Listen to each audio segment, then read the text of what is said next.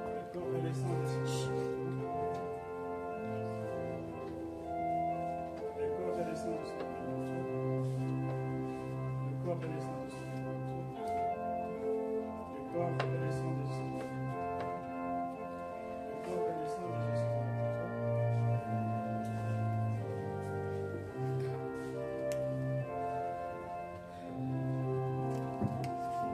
Nous chantons les cantiques 123. 123.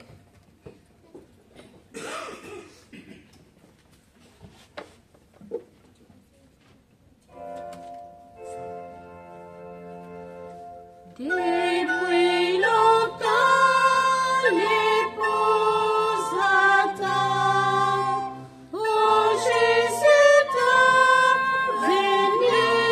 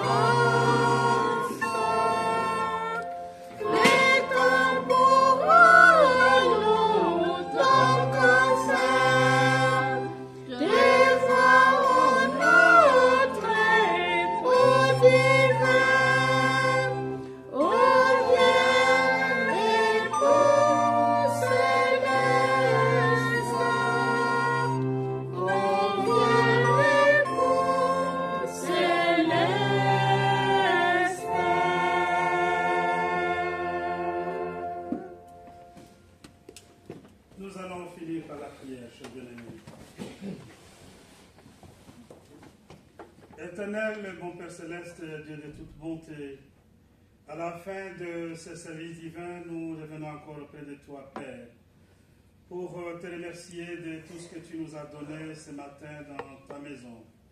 Tu nous as rempli tellement de joie, mais aussi tu nous as donné une parole si importante, celle de pouvoir reconnaître la puissance et la plénitude de la puissance de notre Seigneur Jésus-Christ.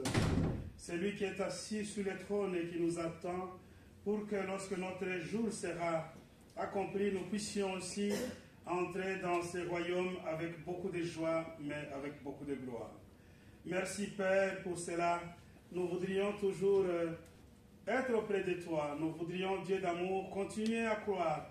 Nous voudrions avoir la foi en notre Seigneur Jésus-Christ, mais aussi nous voudrions préserver les acquis, toutes les bénédictions célestes qu'il est en train de nous garder là au ciel. Dieu d'amour, nous avons besoin que tu continues à nous protéger à travers l'exercice de tes anges, ici, mais aussi en partant de chez nous, mais aussi la semaine qui se pointe à l'horizon. Nous avons besoin, Dieu d'amour, que tu sois toujours auprès de nous, que tu nous orientes à chaque fois, afin que nous ne puissions pas perdre notre foi.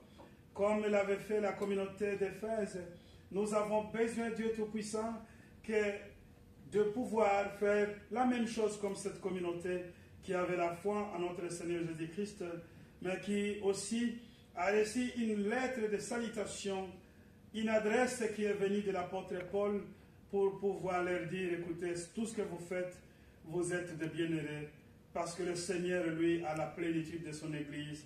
Le Seigneur, il est toujours là, il vous attend, mais il vous accompagne à chaque fois dans la communion que vous détenez sur cette Église d'Éphèse. Nous sommes une communauté ici en Verviers, Père. Parfois, nous ne sommes pas ensemble. Parfois, notre communion peut se briser à travers des petites choses, mais nous avons besoin, Père, que tu viennes nous donner à chaque fois l'affermissement de notre foi à travers ce que nous écoutons dans ta maison, qui est la parole de Dieu, afin que nous puissions continuer toujours à espérer, mais aussi à croire en notre propre résurrection pour les jours du Seigneur. Bénis chacun d'entre nous, Père. Donne la paix à tous tes enfants. Sois au plus près de ceux qui ne sont pas ensemble avec nous aussi ce matin. Bénis-les, Père. Protège chacun aussi, notre Dieu Tout-Puissant. Nous te confions tes serviteurs. Nous te confions aussi tous nos apôtres. Unis-nous dans la prière de tous, Père. Nous pensons à toutes les offrandes qui ont été données pour tes enfants, soit-elles des sacrifices ou en termes d'argent, Père. Bénis chacun d'entre tes enfants qui ont pensé à toi. Et donne-nous tout ce dont nous n'avons pas demandé en parole. Exauce-nous au nom de notre Seigneur Jésus-Christ. Amen. Amen. Que la grâce de notre Seigneur Jésus-Christ, l'amour de Dieu le Père et la communion du Saint-Esprit soient avec vous tous. Amen.